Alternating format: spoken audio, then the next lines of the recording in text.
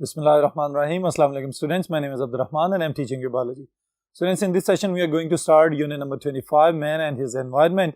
आगाज हम इसका कर रहे हैं इस अंडरस्टैंडिंग से कि एनवायरनमेंट कैसा शानदार तोहफा अल्लाह ताला ने हमें दिया हुआ है कि एक ज़बरदस्त किस्म का रिजर्वायर है जिसमें से हम अपने मन चाहे एलिमेंट्स को उठाते हैं, डिफरेंट मेटाबॉलिक और केमिकल प्रोसेसेस में से गुजारते हैं और फिर उसके बाद उन केमिकल्स को अपने लिए अवेलेबल बना लेते हैं. ऑलराइट, और फिर उसके बाद ये जो अवेलेबल बनाने वाले जो साइकिल्स हैं, बायो जियो केमिकल साइकिल्स, इन बायो जियो केमिकल साइकिल्स की डिटेल में वाटर साइकिल इस सेशन में हम इंशाल्लाह अंडरस्टैंड करेंगे. ऑलराइट स्टूडेंट्स, सबसे पहले नंबर पे आगाज कर रहा हूं मैं एनवायरनमेंट के साथ कि what is environment and what are its components. आप लोग स्टूडेंट्स याद रखेंगे the surroundings in which an organism lives. आपके जो इर्द गिर्द का माहौल है वो आपका एनवायरनमेंट कहलाता है. अब अगर आप माहौल पे नजर दौड़ाएं तो आपको पता चलेगा कि आपके इर्द गिर्द कुछ तो जानदार चीजें हैं और कुछ बेजान अशिया हैं. ऑलराइट, जो जानदार लोग हैं, आपके बहन भाई, आपके अजीजो अकारिब, अगर आपने कोई पालतू जानवर रखा हुआ है, कोई पेट है, कोई बर्ड्स हैं, कुछ भी इस तरह की चीज, ये सब के सब आपके बायोटिक कंपोनेंट्स कहलाएंगे ऑफ योर एनवायरनमेंट. और दूसरी तरफ चलें अगर हम देखते हैं तो हमें पता चलता है जमीन, हवा, आग और वो तमाम का तमाम फर्नीचर और दीवारें और बाकी सब चीजें जो बेजान हैं, जिनके अंदर लाइफ की प्रॉपर्टीज नहीं है, वो आपके एबायोटिक कंपोनेंट्स कहलाएंगे आपके एनवायरनमेंट के हिसाब से. ऑलराइट स्टूडेंट्स, तो ये वाली चीजें आप याद रखेंगे कि एनवायरनमेंट बजाते खुद क्या है, आपकी सराउंडिंग्स में जो कुछ भी मौजूद है, दिस इज योर एनवायरनमेंट. और फिर उस एनवायरनमेंट के अंदर बायोटिक और एबायोटिक, इसकी तफरीक का आपको पता होना चाहिए. ऑलराइट स्टूडेंट्स, फिर बहुत ही इंपॉर्टेंट बात, it is the main reservoir of all the resources. अब स्टूडेंट्स अगर आप गौर करें तो पानी के बगैर हम 2 या 3 दिन से ज्यादा जिंदा नहीं रह सकते. लेकिन ये सोचें कि पानी हमें मिलता कहाँ से है, हम पानी हासिल कहाँ से करते हैं, तो इसके लिए इसका रिजर्वायर एनवायरनमेंट ही बनेगा. आप किसी भी सूरत में फ्रेश वाटर पी रहे हैं, वो पैक्ड हो बोतलों के अंदर, या टूटियों में आ रहा हो, या चश्मों में आ रहा हो, या आप डायरेक्ट किसी नदी में या दरिया में से पानी पी रहे हो, तो इसका मेन सोर्स कौन बनता हुआ नजर आ रहा है, that is environment. Alright students, फिर इसी तरह अगर हम अपनी सांस 5-10 मिनट के लिए बंद कर लें तो क्या हम इससे ज्यादा दौरानी के लिए जिंदा रह सकते हैं? एक्सेप्शनल केसेस होंगे, लेकिन नॉर्मल इंसान 5-10 मिनट से ज्यादा शायद जिंदा ना रह सके. तो इसमें किसकी इंपॉर्टेंस है? एयर की. और एयर के अंदर किसकी इंपॉर्टेंस है? ऑक्सीजन की. और ऑक्सीजन का रिजर्वायर कौन है? हमारा एटमॉस्फेयर. ऑलराइट स्टूडेंट्स, तो ये बातें अंडरस्टैंड करें कि इस एनवायरनमेंट की हमें जरूरत है, तो इसी लिहाज से एनवायरनमेंट को भी हमारी जरूरत है. और जब हमने एनवायरनमेंट की जरूरत पूरी करनी है तो उसको हम कहेंगे कंजर्वेशन ऑफ एनवायरनमेंट. हम अपने ही रिसोर्सेज के एक मेजर जखीरे को अगर बचा के रखेंगे, अगर जहानत से इस्तेमाल करेंगे, तो ये आपकी आने वाली नस्लों के भी काम आता रहेगा. लेकिन अगर हम इसी को पोल्यूट करना शुरू कर दें, इसी को खराब करना शुरू कर दें, तो फिर ये आपके काम का भी नहीं रहेगा और खुदा न खास्ता आने वाली नस्लों के लिए भी शायद ये बेहतर रिसोर्सेज प्रोवाइड ना कर सके. ऑलराइट स्टूडेंट्स, तो ये बातें याद रखिएगा. माहौल आपके लिए बेशुमार नेमतें लिए हुए है, उसके अंदर बायोटिक कंपोनेंट्स भी हैं, एबायोटिक कंपोनेंट्स भी हैं. हम इस सेशन में फोकस करेंगे ऑन द बायोजियोकेमिकल साइकिल्स. बहुत से ऐसे केमिकल्स हैं जो एनवायरनमेंट से आते हैं, जानदारों का हिस्सा बनते हैं, जानदारों के अंदर उनके रेस्पिरेशन, उनके डाइजेशन, उनके मेटाबॉलिक प्रोसेसेस उनके अंदर इन्वॉल्व रहते हैं. लेकिन अल्टीमेटली जब उस जानदार की डेथ हो जाती है, वो डिकम्पोज होता है, तो वही एलिमेंट्स दोबारा एनवायरनमेंट का हिस्सा बन जाते हैं. तो ये सारी चीजें बायो जियो केमिकल साइकिल्स के अंदर स्टडी करते हैं अभी. ऑलराइट स्टूडेंट्स, इंपॉर्टेंट सेंटेंस याद रख लीजिएगा एमसीक्यूज के लिए. Maintaining the natural resources of environment and their careful use is called conservation of that environment. Now coming to the biogeochemical cycles, students इस टर्म के ऊपर अगर आप गौर करें तो being the student of biology, आप लोगों को चूंकि आप लोग बहुत सारी डिफरेंट जुबानों की टर्मिनोलॉजी अंडरस्टैंड कर रहे होते हैं, तो आपको ग्रीक लैंग्वेज और लैटिन लैंग्वेज, इसके वर्ड्स भी पढ़ने को मिलते हैं. तो यहां से स्टूडेंट्स आप अपनी अंडरस्टैंडिंग आसानी से बना सकते हैं. इस लफ्ज के ऊपर अगर हम गौर करें तो बायो और दूसरा वर्ड है जियो. इसका मतलब जानदार है और जमीन है, इनके दरमियान कोई चीज है जिसकी साइक्लिक एक्टिविटी चल रही है, उसको हम कहेंगे this is bio Jio chemical cycle. Alright students, so flow of chemical elements and compounds between living organisms and the physical environment is known as biogeochemical cycle. All right. फिर students अगर हम chemical elements या compounds की बात करें तो हमें पता होना चाहिए नेचुरली अकरिंग 92 एलिमेंट्स हैं और उन 92 में से 6 हमारे एसेंशियल एलिमेंट्स कहलाते हैं और उन एसेंशियल एलिमेंट्स में hydrogen, carbon, nitrogen, oxygen, phosphorus और सल्फर मौजूद हैं, जो कि overall 95% of all the living organisms present in this biosphere उसके मैस को तख्लीक कर रहे हैं। तो ये बात याद रखिएगा कि इन 6 के ऊपर हमारी सबसे ज्यादा कंपोजिशन डिपेंडेंट है और बाकी उसके अलावा ट्रेस एलिमेंट्स वगैरह भी हो सकते हैं।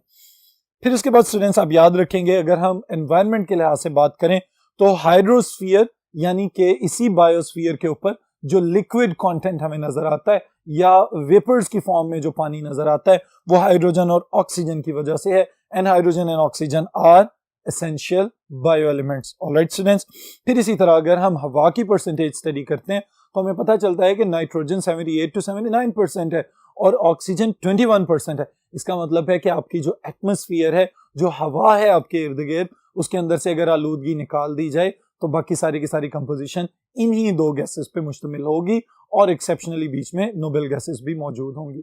ऑलराइट स्टूडेंट्स, इसके साथ फर्दर डिटेल्स देखते हैं नेक्स्ट बोर्ड के ऊपर।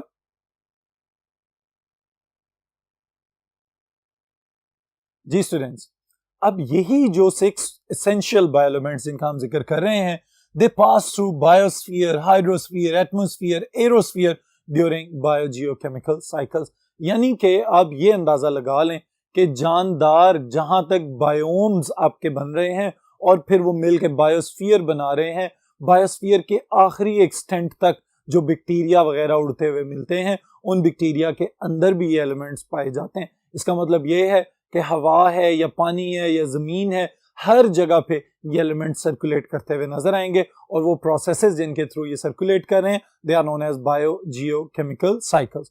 ऑलराइट स्टूडेंट्स, यहाँ पे हमारा फोकस है इस सेशन के अंदर बायोजियोकेमिकल साइकिल्स में। Further water cycle coming session में देखेंगे इंशाल्लाह, नाइट्रोजन साइकिल को।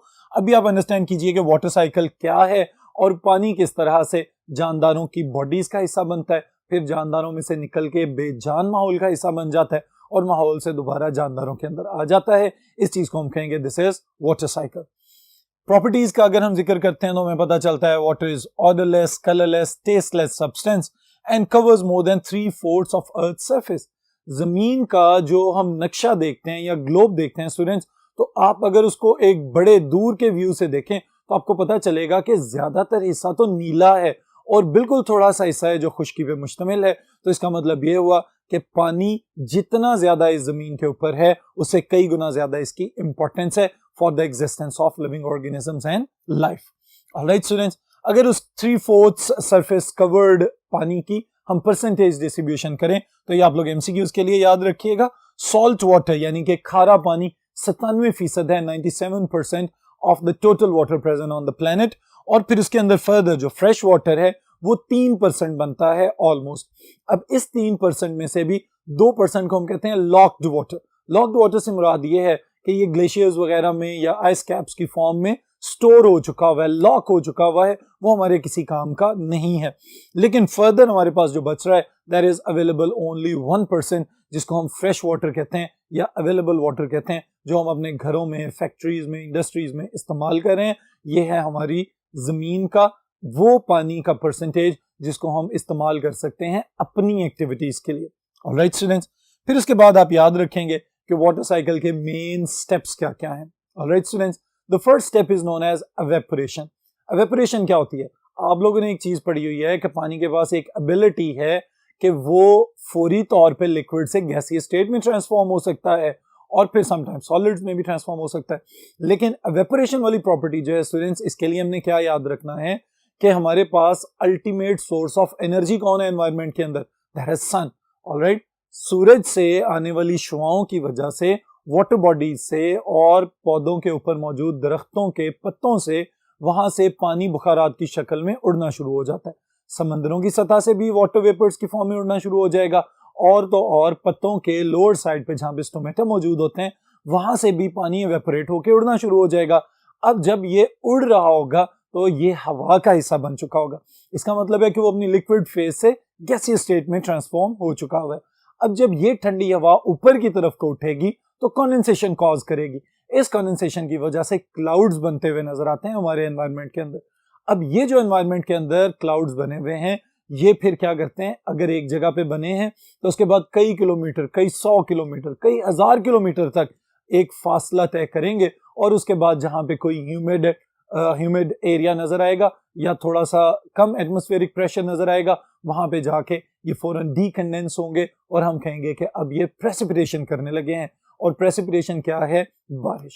ऑलराइट स्टूडेंट्स, स्नोफॉल की सूरत में बेशक ओले पड़ना शुरू हो जाएं जिसे हम हेलिंग कहते हैं, या फिर बारिश की सूरत में जब यही लॉक्ड या सस्पेंडेड वाटर वेपर्स जो दोबारा जमीन की तरफ आना शुरू हो जाएं, तो इस प्रोसेस को हम कहेंगे this is precipitation. Alright students, इन तीनों स्टेप्स में आपने क्या याद रखना है ये भी सुन लीजिए।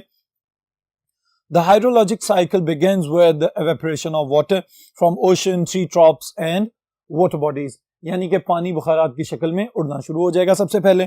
दूसरे नंबर पे कंडेंसेशन होगी। As moist air is lifted, it cools and water vapors condenses to form clouds, जो बादल बनते हुए हमें नजर आते हैं आसमान के ऊपर। और फिर पॉइंट नंबर 3 है precipitation. Moisture is transported around the globe and returns as precipitation. Alright students, बारिश की सूरत में यही पानी दोबारा जमीन के अंदर आ जाएगा, लेकिन जब जमीन की तरफ आ रहा होता है तो वहां पे फर्दर 2 केसेस हमारे सामने आते हैं, और ये दोनों केसेस कौन से हैं इनको नेक्स्ट बोर्ड के ऊपर देखते हैं।